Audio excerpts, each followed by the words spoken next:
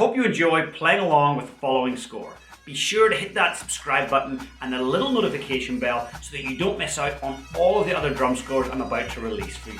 Welcome to the official Pipe Band Drumming YouTube channel. I'm James Laughlin, former 7-time world champion and founder of the Pipe Band Drumming Inner Circle. I've decided to make all of my drum scores available to you here on YouTube because I remember just how difficult it was when I started drumming. I wanted to get my hands on lots of drum scores and I just couldn't.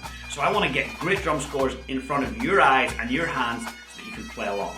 Today's video is recorded by Sebastian in South Africa. He's one of my top Pipe Band Drumming Inner Circle students and an open drumming solo champion. If you'd like to get your hands on my entire drum score collection, I've made it available to you in PDF and audio format using the link in the description below for just $9.99. And if you want to slow down this video so you can play along, there's a little toggle where you can slow it down quite a bit.